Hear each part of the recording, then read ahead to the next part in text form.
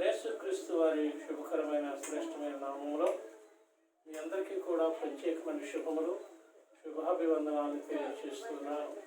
మరి ఈ యొక్క దినము ప్రభు యొక్క పరిశుద్ధ ప్రశస్తమైనటువంటి నామాన్ని స్తుతించుటకు, ఆయన వాక్యాన్ని ధ్యానించుటకు ప్రభు మనకిచ్చినటువంటి ఏర్పాటు బట్టి, ధన్యతను బట్టి వందనాలు చెల్లిస్తున్నాను. ఈనాటి ఏర్పాటు వాక్యము పరిశుద్ధ గ్రంథములో నుండి సామెతల గ్రంథము, జ్ఞాని అయినటువంటి సొలొమోను రచించినటువంటి దైవ జ్ఞానములో సామెతల గ్రంథము 20వ అధ్యాయము 9వ వచనంలో మాటలను ధ్యానం చేద్దాం. సామెతల గ్రంథము 20వ అధ్యాయము 9వ వచనం. నా హృదయమును శుద్ధపరుచుకొని ఉన్నాను, పాపము పోగొట్టుకొని పవిత్రుడనైతిని అనుకొనదగిన వాడు ఎవడు అని ప్రశ్నిస్తున్నాడు. జ్ఞాని అయినటువంటి సొలొమోను తన యొక్క గ్రంథములో, ఈ సామెతల గ్రంథంలో రాసినటువంటి మాట, నా హృదయమును శుద్ధపరుచుకొని ఉన్నాను, పాపం పోగొట్టుకొని పవిత్రుడనైతిని అనుకొనదగిన వాడు ఎవడు అని ప్రశ్నిస్తున్నాడు. ఎంతో జ్ఞానం కలిగినటువంటి వాడు, వివేచన కలిగినటువంటి వాడు, భూమి మీద మీ వంటి వాడు ఎవడను ఉండడని ప్రభు చేత మరి బిరుదు పొంది ఆయన ఆశీర్వదించబడినటువంటి వాడైనటువంటి జ్ఞాని అయిన సొలొమోను ఈ మాట రాస్తున్నాడు. ఎందుకు ఈ మాట రాస్తున్నాడంటే, మరి భూమి మీద తను తరచి చూచినటువంటి అనేక విషయాల్లో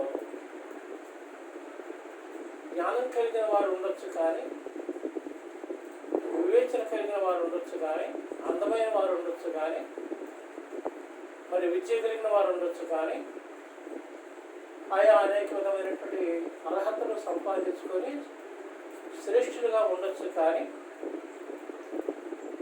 పరిశుద్ధుడును అని చెప్పుకోదగిన వాడు భూమి మీద ఎవడు లేడు అని తన అనుభవంలో తను తెలియజేస్తున్నాడు. నేను నా హృదయమును శుద్ధపరచుకొని ఉన్నాను, పాపం పోగొట్టుకొని నేను పవిత్రుడినైతే అనుకోదగినటువంటి భూమి మీద ఎవడు లేడు. భూమి మీద మానవ వంశములు ప్రారంభించిన నాటి నుండి ఆనాటి నుండి ఈనాటి వరకు మానవ వంశములలో పాపము లేనివాడుగా ఉన్నటువంటి వాడు భూమి మీద ఎవడు లేడు. కనుక నేను నా హృదయాన్ని, మానవుని యొక్క హృదయం అంతా కూడా పాపభూయిష్టమైనటువంటి. 20వ గ్రంథం 17వ అధ్యాయం 9వ వచనంలో హృదయం అన్నిటికంటే మోసకరమైనది, భయంకరమైన వ్యాధి, దాన్ని గ్రహించుకున్న వాడు ఎవడు అని అంటాడు. కనుక హృదయం అంతా మోసంతోనూ, దూపంతోనూ, మరి దోషముతోనూ నిండి ఉన్నటువంటిదిగా హృదయం ఉన్నట్లుగా ఆయా ప్రవక్తల గ్రంథాల్లో, అపోస్తుల కార్యాల్లో, లేక వారి యొక్క సాక్ష్యాల్లో మనం చూస్తూ ఉన్నాం. కనుక భూమి మీద నీతిమంతుడు లేడు, ఒకడు లేడని రోమాపత్రిక 3వ అధ్యాయంలో, సామెతల గ్రంథంలో 7వ అధ్యాయము 20వ వచనంలో రాయబడి. కనుక భూమి మీద ఎవడు లేడు, నీతిమంతుడైన వాడు, పాపం చేయకుండా ఉన్నటువంటి వాడు, నేను పరిశుద్ధుడని చెప్పుకోదగిన వాడెవడు భూమి మీద ఎవడు లేడు. అటు వాడు ఎవడైనా ఉన్నాడంటే ఒక యేసు ప్రభు వారు అక్కడ. ఆయన తప్ప భూమి మీద పరిశుద్ధుడైన వాడు, పాపం లేనివాడు ఉన్నటువంటి వాడు ఎవడు లేడు. అందరూ పాపలే, పాపం చేయనటువంటి వాడు ఎవడు లేడు.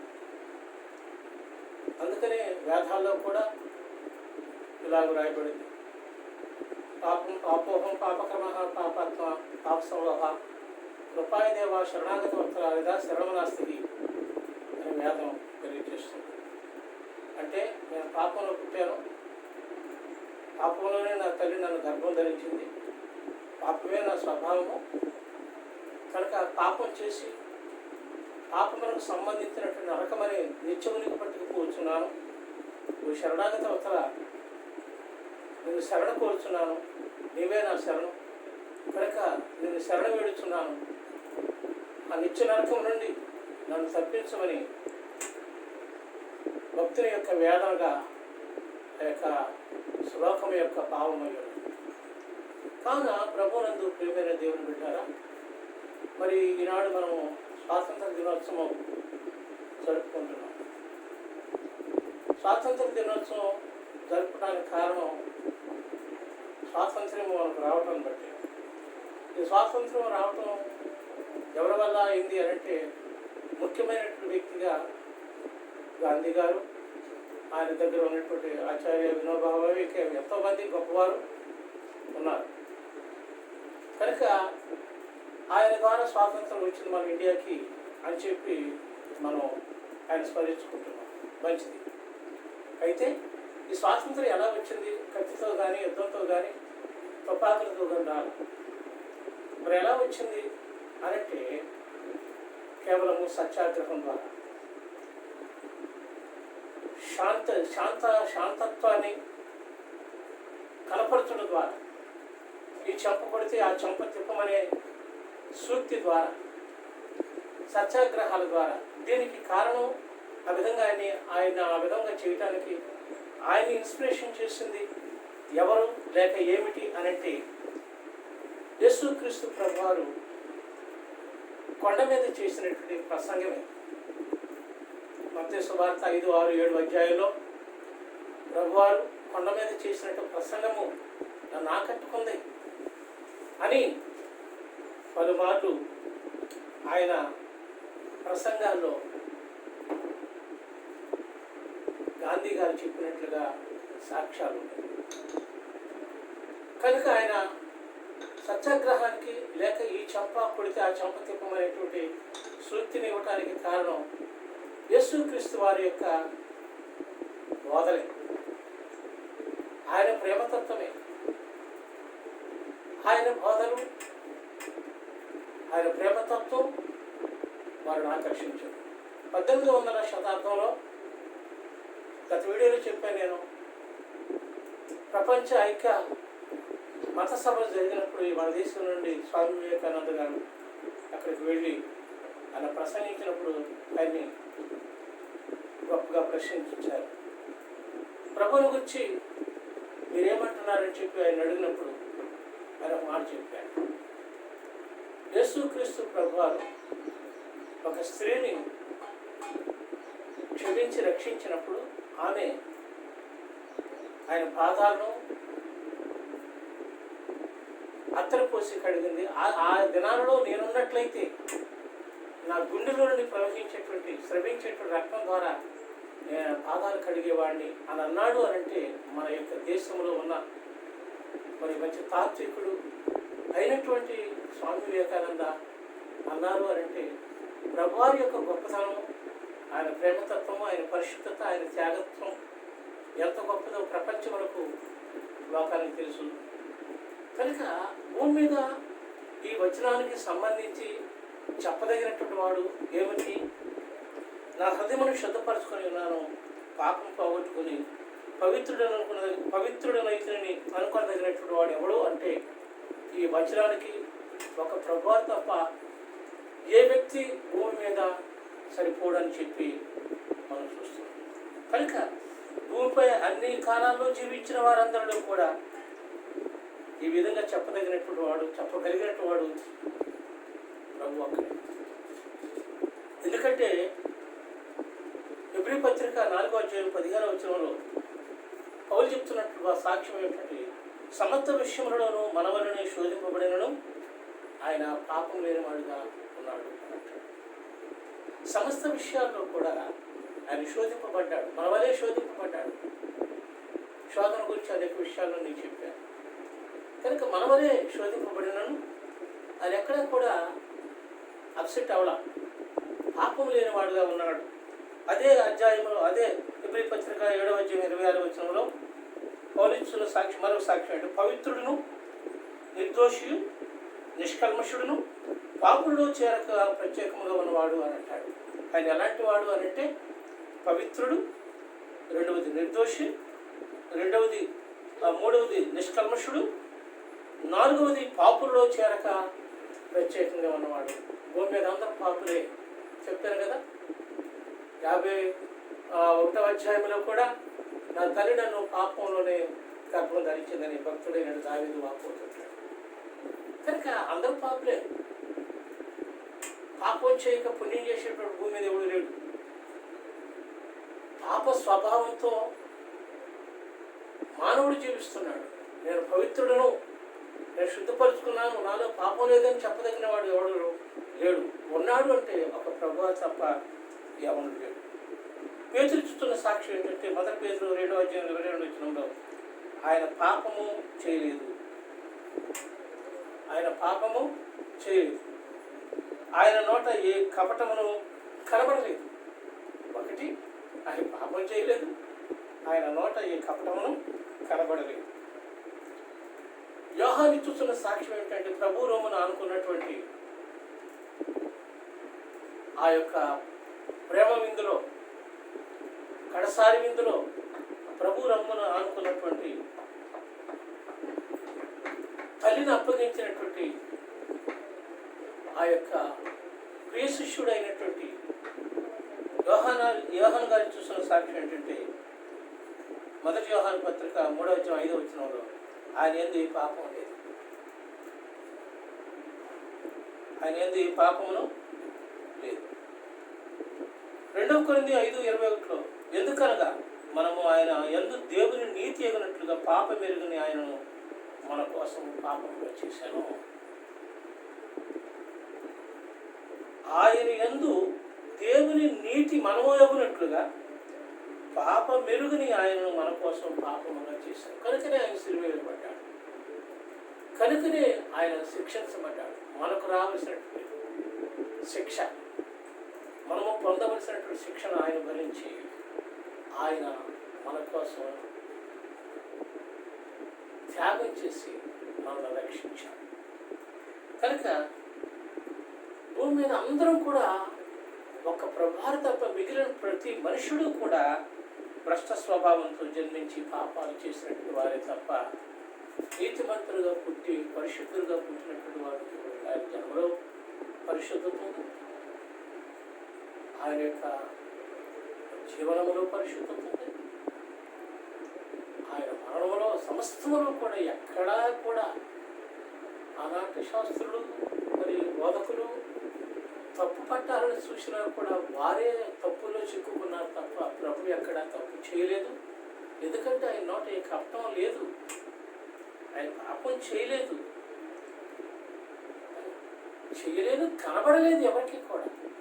రాజుల సైతం ఆయన గురించి సాక్ష్యం ఇచ్చారు, గవర్నర్లు సాక్ష్యం ఇచ్చారు, ఈయన యందు ఏ దోషం లేదు అన్నాడు కదా, నాకు కనపడలేదు అంతే. కనుక ఆయన అక్కడే.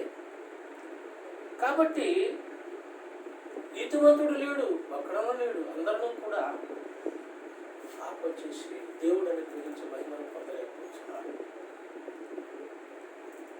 కనుక దేవుని పిల్లలారా, మనము జ్ఞాపకం చేసుకుంటున్నప్పుడు యూదులేమి క్రీస్తు దేశస్థులేమి అందరూ కూడా పాపములకు లోనై ఉన్నారు. కనుక దేవుడు మాత్రమే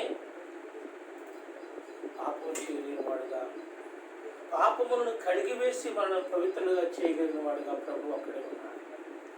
అందుకనే మనం చూసినప్పుడు భక్తుడైనటువంటి కీర్తనకారుడు 51వ అధ్యాయము 2 నుంచి 7, 10 వచనాల్లో మనం చూస్తే, నా దోషము పోవునట్లు నన్ను బాగుగా కడుగు, నా పాపం పోవునట్లు నన్ను పవిత్రపరచు, నేను పవిత్రుడుగునట్లు ఇస్సోపుతూ నా పాపము పరిహరించుకోవాలి. చెప్పాం కదా, మనం అనుకున్నాం పాపమే మన స్వభావం, పాపమే మన ఉనికి, పాపమే మన ఆలోచన, పాపమే మన తలంపు, పాపమే మన ఉద్దేశం, పాపమే మన జీవనం. కాబట్టి ఈ పాపము నుండి నేను తప్పించబడాలంటే ఒక్క మీరు మాత్రమే నన్ను కడగగలిగిన వారు. అందుకని ప్రభువు యెషయా గ్రంథము 1వ అధ్యాయము 18వ వచనములో ఇలాగ తెలియచ్చు, మీ పాపములు రక్తము వలె ఎర్రనివైనను అవి హిమము వలె తెల్లబడును రండి అని అంటున్నాడు. మీ పాపములు రక్తము వలె ఎర్రనివైనను అవి హిమము వలె తెల్లనివిగా చేయబడి. అవును, ఆయన రక్తమే మనుషుల యొక్క పాపములను పరిహరించి పవిత్రులుగా పరిశుద్ధులుగా చేయదు. కనుక నా పాపములకు విడుకుడవు కమ్ము, నా దోషములన్నింటినీ తుడిచివేయము అని భక్తుడు ప్రార్థన చేస్తున్నాడు. కనుక మరి ఈ రీతిగా ప్రభు అక్కడే ఈ ఒక్క వచన భాగానికి సరిపోయినటువంటి వాడుగా పరిశుద్ధుడిగా ఉన్నాడు. కాబట్టి మరి యేసు క్రీస్తు వారు రాకముందు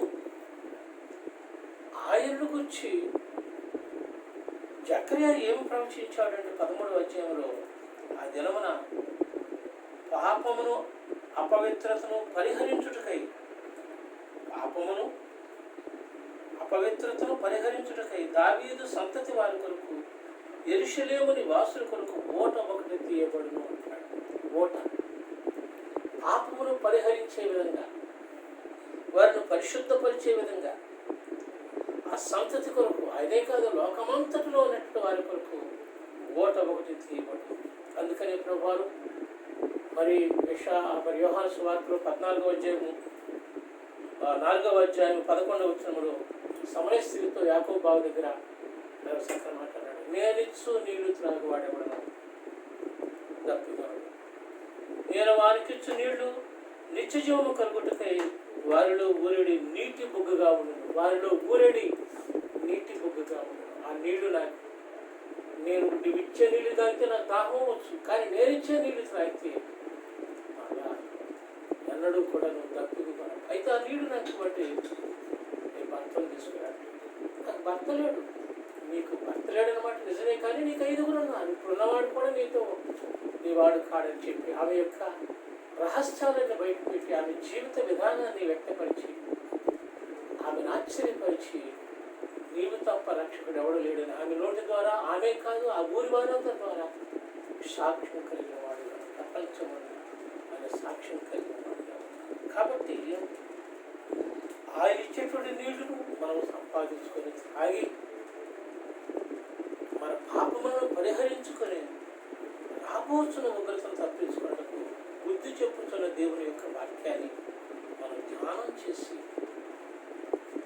మనం శుద్ధి చేసుకొని, క్రీస్తు యొక్క రక్తమే ప్రతి పాపము నుండి విడిపిస్తుంది. ఆయన మన కొరకు సిలువలో కాల్చిన రక్తం ద్వారానే ఇంటివాడైన పవిత్రుడవుతాడు తప్ప మరి ఏ విధంగా కూడా పవిత్రుడు కాలేడు. ప్రాణాపాయము సల్పినను హరిశివ బ్రహ్మ విద్వేష్ట కీర్వాణులు గురించిన సకల తీర్థస్థానములు చేసిన ప్రాణం ఆయాసమే గాక సత్ఫలితంపు గోరంతను లేదయ్యడన్ అని అంటున్నాడు. ఎవరి వలన రక్షణ కలదు? ఆకాశము కింద భూమి పైన ఏ నామములో రక్షణ లేదు, యేసు క్రీస్తు నామములోనే రక్షణ ఉన్నది. ఇదే నేడే రక్షణ దినం. దేవుడు నీకు స్వాతంత్ర్యం ఇచ్చాడు. గాంధీ గారు తెచ్చిన స్వాతంత్రం మన దేశానికి, కానీ క్రీస్తు ఇచ్చినటువంటి యజ్ఞమని ద్వారా, ఆయన చిందించిన రక్తం ద్వారా నిన్ను స్వతంత్రుడుగాను పరిశుద్ధుడుగాను చేయటానికి దేవుడు నీకు గొప్ప ఓట ఒకటి తీసి నీకు ఆ ఓటను క్రీస్తుగా నీకు అనుగ్రహించి నా దగ్గరికి వచ్చేవాడు ఎన్నడూ తప్పికూడని కొనడని నేను ఆహ్వానిస్తున్నాను. కనుక ఆయన దగ్గరకు వచ్చి నీ దప్పికను తీర్చుకో, నీ దాహం తీర్చుకో, నువ్వు పరిశుద్ధులుగా చేసుకో. ఎవడు చేయలేడు నిన్ను పరిశుద్ధుడిగా, ఎవడో నిన్ను కడగలేడు పరిశుద్ధుని చేయడానికి, క్రీస్తు వారు తప్ప. కనుక భక్తుడైనటువంటి మరి కీర్తనాకారుడు భక్తుడైనటువంటి పౌలు గారు చెప్పినటువంటి విధంగా తీతు పత్రికలో 2వ అధ్యాయము 11 నుండి మనం చూస్తే, ఏలైనగా సమస్త మనుషులకు రక్షణకరమైన దేవుని కృప ప్రత్యక్షమై మనము భక్తిహీనతను ఇహలోక సంబంధమైన దురాశలను విసర్జించి శుభప్రదమైన నిరీక్షణ నిమిత్తము అనగా మహాదేవుడును మన రక్షకుడునైన యేసుక్రీస్తు మహిమ యొక్క ప్రత్యక్షత కొరకు ఎదురు చూస్తూ ఈ లోకమును స్వస్థబుద్ధితోనూ నీతితోనూ భక్తితోనూ బ్రతుకుతున్నవారని మనకు బోధించుతున్నది. ఆయన సమస్తమైన దుర్నీతులను మనల్ని విమోచించి సత్క్రియల యందు ఆసక్తి గల ప్రజలను తన కోసము పవిత్రపరుచుకుని తన సొత్తుగా చేసుకున్నట్టుకు తను తానే మన కొరకు అర్పించుకున్నాడు. చూసారా, ఈ వాక్యాన్ని మీరు ధ్యానం చేయండి. ఎన్నో విషయాలు ఇందులో రాసి ఉన్నారు. కనుక ఆయన ఎందుకు చేశాడంటే మనము మంచి దుర్నీతులను మనల్ని విమోచించి మంచి క్రియలు చేయుటకు ఆసక్తి గల ప్రజలనుగా తన కోసం పవిత్రపరుచుకొని తన సొత్తుగా చేసుకున్నట్టుకు తను తానే మన కొరకు అర్పించుకున్నాడు. కనుక ఆయన ద్వారానే మనకు రక్షణ తప్ప మరెవరి ద్వారాను రక్షణ లేదని లేఖనం తెలియజేస్తుంది. అంతేకాదు హెబ్రీ పత్రిక 9వ అధ్యాయము 14వ వచనంలో కూడా ఇలాగూ రాయబడి ఉన్నది. ప్రభునందు ప్రియమైనటువంటి దేవుని బిడ్డలారా జ్ఞాపకం చేసుకోండి. నిత్యుడు ఆత్మ ద్వారా తను తాను దేవునికి నిర్దోషుడిగా అర్పించుకున్న క్రీస్తు యొక్క రక్తము, నిత్యుడు ఆత్మ ద్వారా తను తాను దేవునికి నిర్దోషునిగా అర్పించుకున్న క్రీస్తు యొక్క రక్తము నిర్జీవ క్రియలను విడిచి జీవము గల దేవుని సేవించుటకు మీ మనస్సాక్షిని ఎంతో ఎక్కువగా శుద్ధి చేయను. మీ మనస్సాక్షిని, మీ హృదయాన్ని శుద్ధి చేస్తుంది. కనుక క్రీస్తు యొక్క రక్తంతో కడగబడటకు దేవుడు మనకు అవకాశం ఇచ్చాడు.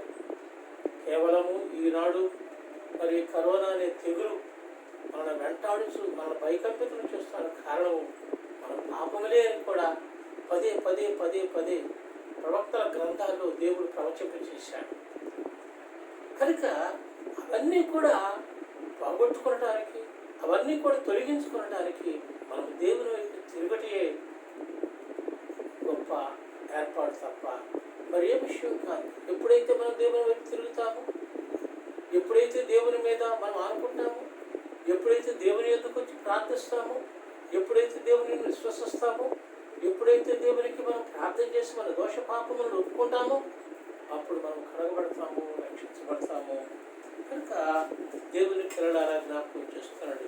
మొదటి యోహాను పత్రికలో కూడా మరి 1వ అధ్యాయము 7వ వచనమును 9వ వచనాలు చూసినట్లయితే,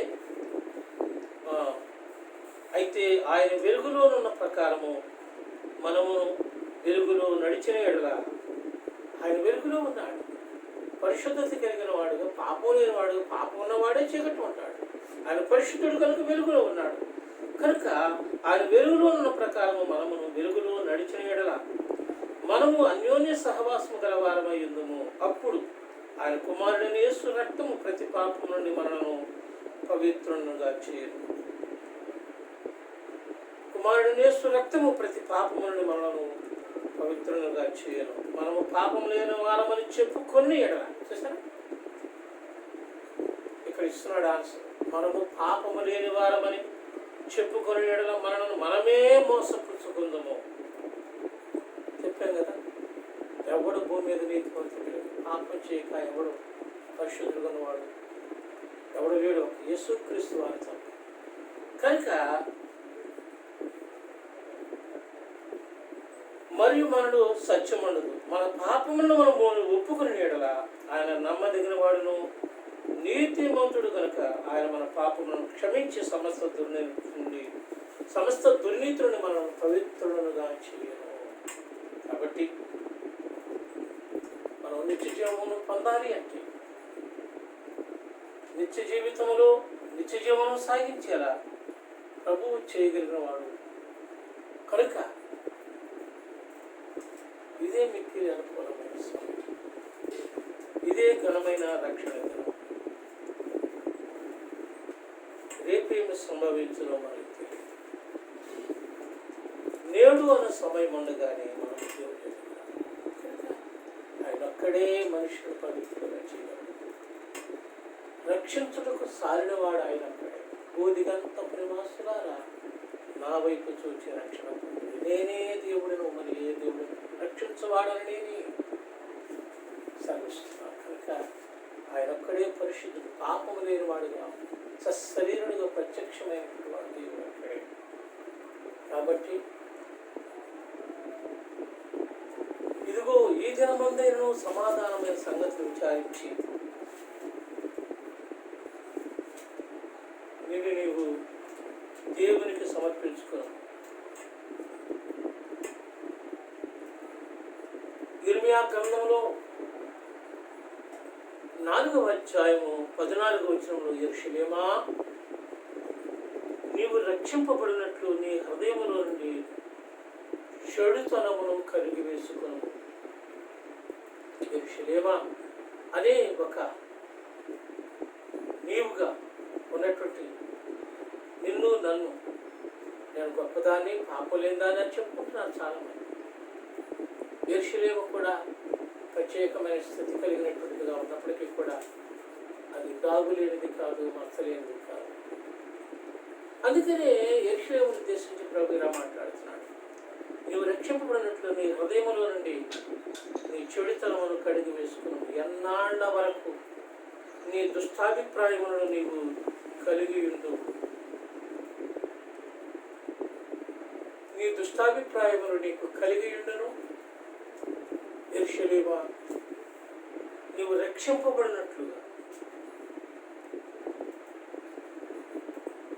నీవు నీ చెడుతనము నుండి నీ హృదయములో నుండి ఉన్నటువంటి ఆ పాపమును కడిగి వేసుకుని నువ్వు తొలగించుకున్నాయి ప్రభు తెలియచేస్తున్నారు. కాబట్టి ఈ దినమందైన సమాధానమైన సంబంధమైన సంగతులను విచారించి ప్రభు యొద్దకు రా. రక్షించగలిగిన వాడు ఎవడు లేడు. భూమి మీద దేవుళ్ళు అనబడిన వారు ఎవరు లేరు. సకల దేవతలు కూడా ఆయన ముందు నమస్కారం చేయాల్సిందే, సాగిపడాల్సిందే అని లేఖనం తెలియజేస్తుంది. ఈ లోక దేవతలన్నీ కూడా ఒకనొక దినమున ఆయన ముందు సాగిపడాలి.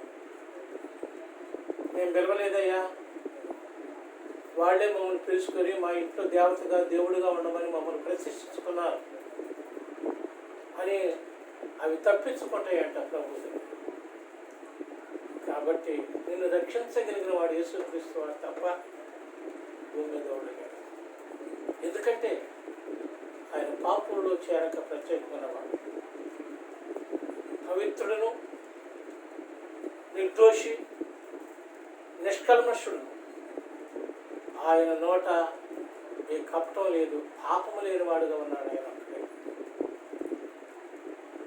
అయితే నువ్వు అడుగుతావు, ఇందాక నేను చెప్పాను దానికి సమాధానం. ఎందుకు సిలువ వేయబడ్డాడు? నీకోసం, నా కోసమే. మనమందరము జనమంతా దానికి మీకు ఆన్సర్ కావాలి అని ఒకవేళ ఈ వీడియో చూసినటువంటి వారు ఉన్నట్లయితే, యేసుక్రీస్తు వారి కాలంలో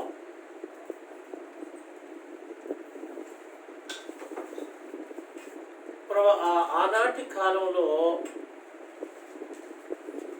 ప్రభువారు ఉన్న కాలంలో ఆ దేవాలయంలో ప్రధాన యాజకుడుగా ఉన్నటువంటి ఒక వ్యక్తి అంటాడు. చూడండి, యోహాను సువార్త 11వ అధ్యాయములో 49వ వచనం నుండి మీరు చూడగలిగితే, యోహాను సువార్త 11వ అధ్యాయం 49. అయితే వారిలో కైప అను ఒకడు ఆ సంవత్సరము ప్రధాన యాజకుడై ఉండి, మీకేమీ తెలియదు, మన జనమంతయు నశింపకున్నట్లు ఒక మనుష్యుడు ప్రజల కొరకు చనిపోవటం మీకు ఉపయుక్తమని మీరు ఆలోచించుకున్నారు అని వారితో చెప్పాను. తనంతటి తాను ఎలాగూ చెప్పలేదు కానీ ఆ సంవత్సరము ప్రధాన యాజకుడై ఉండెను గనుక యేసు ఆ జనము కొరకును, ఆ జనము కొరకు మాత్రమే కాక చెదరిపోయిన దేవుని పిల్లలను ఏకముగా సమకూర్చుటకు సావనై ఉన్నాడని ప్రవచించాను. కనుక ఆ దినము నుండి వారు ఆయన చంపన ఆలోచించారు. ప్రజాపతి దేవ్యాధ్యాత్మానాం యజ్ఞం కృత్వా ప్రాయశ్చిత్. ప్రజాపతి రక్తం పాపనాశనం. ప్రజాపతి అనేవాడు ప్రజల కొరకు చనిపోవాలి. మత్సలేనివాడుగా, డాగులేనివాడుగా ఉన్నటువంటి వాడు ప్రజలలో నుండి రావాలి. అందుకనే ఆయన మనిషి రూపుడుగా భూమి మీదకి వచ్చాడు. 33 సంవత్సరాలు జీవించాడు పాపం లేనివాడుగా.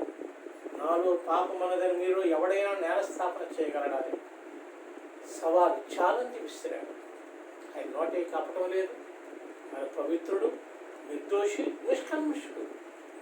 కనుక ఆయన ఒక్కడే భూమి మీద పరిశుద్ధుడు. ఆ పరిశుద్ధుడైన వాడే నిన్ను పరిశుద్ధపరచగలుగుతాడు తప్ప ఒక మనిషిని రక్షించాలంటే మనిషే రక్షించాలి. ఏ చాపో, ఏ పంది, ఏ తాబేలు లేక ఏ విధమైనటువంటిది రక్షించలేదు. ఒక మనిషి మాత్రమే రక్షించగలడు. కనుక పరిశుద్ధుడైన వాడు మాత్రమే పాపములో ఉన్నటువంటి మనుషునితో పరిశుద్ధపరచగలుగుతాడు. కాబట్టి ఆయన అందుకు చనిపోవాల్సి వచ్చింది తప్ప ఆయన పాపము కలిగిన వాడు కూడా ఆయన పాపమును కూడా ఆయన చనిపోలేదు. ఆయన శిలువ మీద చూసినటువంటి ఆ సహనమును సప్తసూక్తులు నువ్వు ధ్యానించినట్టయితే నీకు అర్థమవుతుంది. ఆయన పొడిచిన వాడు సాక్ష్యం ఇచ్చాడు, ఈయన దేవుని కుమారుడు, పరిశుద్ధుడు, దేవుడే. లేకపోతే ఎవడు దేవా తండ్రి వీరేం చేస్తున్నారు, వీరెందుకు మీరు క్షమించగలిగిన ప్రార్థించగలిగిన వాడు ఎవడు లేడు. ఎందుకంటే ఆనాడు సిలువ వేసేటప్పుడు సైనికులు వారు నాలుగులు కట్ చేసేసేవారట.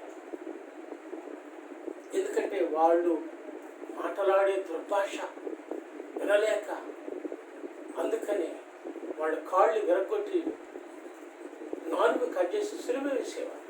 కానీ ఆయన నోట కప్పం లేదు. చంపకూడదైన కుడి చంప తిప్పు, కుడి చంపకూడదు ఎడ చంప తిప్పమని చెప్పినటువంటి వాడు తను పుట్టినటువంటి వారిని ఎలా దూషిస్తాడు. తండ్రి వీరేమి చేస్తున్నారు, వీరెరుగురు వీరిని క్షమించమని విజ్ఞాపన చేసిన విజ్ఞాపనకర్త. నేడే నీవు నాతో పరదేశంలో ఉందమని ప్రామిస్ చేసి వాగ్దానం చేసి తీసుకుని వెళ్ళి పరదేశంలో పెట్టినటువంటి వాడు, గొప్ప రక్షణ ఇచ్చినటువంటి వాడు, ఆదరణ ఇచ్చిన వాడు తల్లికి. కనుక అటువంటి త్యాగశీలి భూమి మీద ఎవడు లేడు. ఆయన ఒక్కడే దేవుడు. రక్షించడం చాలినవాడు ఆయన ఒక్కడే. దేవుడు అనబడిన వాడు ఎవడు కూడా దేవుడు కాదు, దేవుడు యేసుక్రీస్తు వారు తప్ప. కాబట్టి ఆయన యజ్ఞం ద్వారానే మానవునికి రక్షణ ఇచ్చింది. ఆయన యజ్ఞం ద్వారానే మనిషికి వెలుగు కలిగింది. కాబట్టి ఈ దినమందైనా సమాధాన సంబంధమైన సంగతులు విచారిస్తే నీకు మేలు. ఏ విధమైన యజ్ఞయాగాలు చేస్తున్నప్పటికీ కూడా నీకు రక్షణ లేదు. క్రీస్తు వారు చేసిన బలియజ్ఞమే నీకు రక్షణ ఇస్తుంది. కాబట్టి ఆయన శత్రువును కూడా ప్రేమించాడు. నిన్ను వలే నీ పొరుగు వారిని ప్రేమించమని చెప్పినటువంటి వాడు. వినుచున్న మీతో చెప్పినదేమనగా మీ శత్రువులను ప్రేమించమని చెప్పాడు. మీ శత్రువు ఆకలి గురించి భోజనం పెట్టమని చెప్పాడు. ఇంకా ఇవన్నీ కూడా ప్రపంచమునకు సూక్తులై, హితబోధలై, ఆధారమై మానవాడిని ప్రభావితం చేశాయి. కనుక ఆయన ద్వారానే దేశాలకు రక్షణ వచ్చేసిన స్వాతంత్ర్యాలు వచ్చింది. మరి ఎవరి ద్వారా లేదు. మనిషికి స్వాతంత్రం ఈనాడు కూడా మన రాజ్యాంగం వాక్ స్వాతంత్రం ఇచ్చింది, మత స్వాతంత్రం ఇచ్చింది. ఇవన్నీ కూడా యేసుక్రీస్తు వారి ద్వారానే తప్ప మరి ఎవరి ద్వారా కలగలేదు. మనుషులు ఆయన ఇచ్చినట్టు జ్ఞానం చొప్పున విధులు. మీరు అంబేద్కర్ని మీరు గమనించండి. తీసివేయబడిన రాయ మూలక తలరాయి. మన హిందూ దేశంలో ఆనాటి కాలంలో మరి అధమజాతులని పిలువబడినటువంటి వారు, ఎన్నిక లేని వారిగా వారు ఉన్నారు. కానీ దేవుడు మనుషుడిని హెచ్చించినప్పుడు ఎవడు కూడా ఆపలేడు, ఎవడు అడ్డుకోలేడు. తీసివేయబడినటువంటి ఆ జనాంగముల నుండి, ఎన్నిక లేని జనాంగముల నుండి దేవుడు అంబేద్కర్ను పైకి లేపాడు. దేశానికి మూలక తలరాయిగా చేశాడు. ప్రపంచ విశిష్టత కలిగినటువంటి వ్యక్తిగా అంబేద్కర్ను దేవుడు చూపించాడు. ఆయన ఇచ్చిన స్వాతంత్ర్యం, అంబేద్కర్ రాజ్యాంగం మానవునికి ఎంతో స్వేచ్ఛనిచ్చింది. కాబట్టి దేవుని బిడ్డలారా ఆలోచించండి. దేవుడు ఒక్కడే పాపుల్లో చేరక ప్రత్యేకమన్నమాట. పాపం లేని వాడు ఉన్నాడు కనుక ఆయన మాటలు మనకు శిరోధాన్యమైనవి. ఆయన మాటలు మనుషుల జీవితాన్ని ప్రభావితం చేస్తాయి. ఆయన యజ్ఞము మనుషులను రక్షిస్తుంది తప్ప మరెవరూ కూడా రక్షించలేదు. రక్షించడానికి చాలినవాడు రక్షకుడును నేనే, రక్షించువాడని నేను చెప్పినాడు కనుక ఆయన ఒక్కడే దేవుడు. ఆయన అంగీకరిద్దాం, ఆయన ధ్యానం చేద్దాం, ఆయన స్తుతిద్దాం, ఆయన ఆరాధిద్దాం, ఆయన మహిమ పొందుతాం, ఆయన లక్షణాన్ని సంపాదించుకుందాం, ఆయన యొక్క ప్రేమతత్వాన్ని కలిగి ఉందాం. మన నడకను ఇతరులకు మాదిరికరంగా చూపించుకొని క్రీస్తు ప్రేమను కలిగి లోకంలో జీవించి రాబోతున్నటువంటి తరాలకు మన అడుగుజాడ నుంచి ఉగ్రత నుంచి తప్పించబడి క్రీస్తుని ఎదుర్కొంటూ శక్తి సామర్థ్యములు కలిగిన వారంగా ప్రార్థన జీవితాలు కలిగి పరిశుద్ధ జీవితాలు కలిగి ప్రభు ఎడల మనం నడుచుకుందాం. లోకానికి మన అడుగుజాడను ఉంచుదాం. రాబో తరానికి పునాదులు వేద్దాం. క్రీస్తు అక్కడ సిద్ధపడి దేవుడు అట్టి కృపను అట్టి ధన్యతను మనకు దయచేయను గాక. ఆమేన్. పరిశుద్ధులైన మా ప్రభువా, మీకు వందనాలు చెల్లిస్తున్నాము.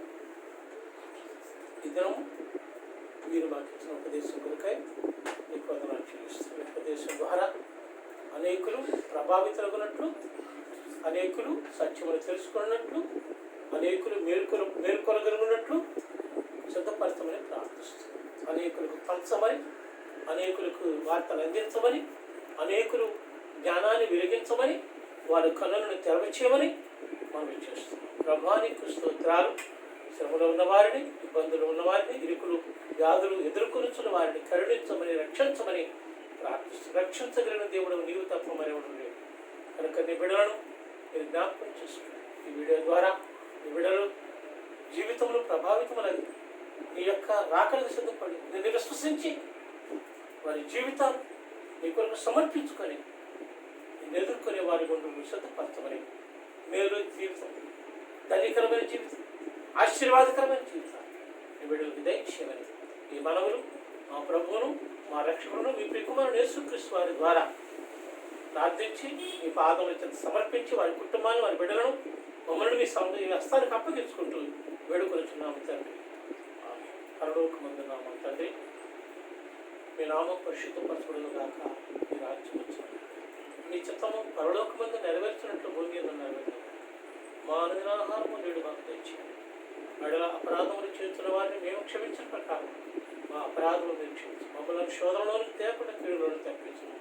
రాజ్యము, శక్తియు, మహిమై నిరంతరమేమైనా తండ్రి. రక్తం జయం, శిల్వ రక్తము జయము, కలవ రక్తము జయము, ప్రభు యేసు రక్తం సంపూర్ణ సంపాదించు. ఆశ్రమే యేసు నామమునకు మహిమ మహిమ మహిమ మహామహిమ విజయం, ఘనత, కీర్తి, ప్రభావం ఇప్పుడు ఎల్లప్పుడు యుగాయుగులు కలుగునుగాక. ఆమేన్. మన తండ్రి దేవుని ప్రేమ నుండి, రక్షకుడు యేసుక్రీస్తు వారి కృప నుండి, పరిశుద్ధాత్మ దేవుని అన్యోన్య సహవాస సహాయ సహకారాన్ని కూడా సమర్పణ సర్వలోక పరిశుద్ధులకు వీడియో చూసిన ప్రతి ఒక్కరికి సమృద్ధిగా దీవించి ఆశ్రయించి రక్షించి వర్ధలు చేయగాక. Amen. Amen. God bless you all.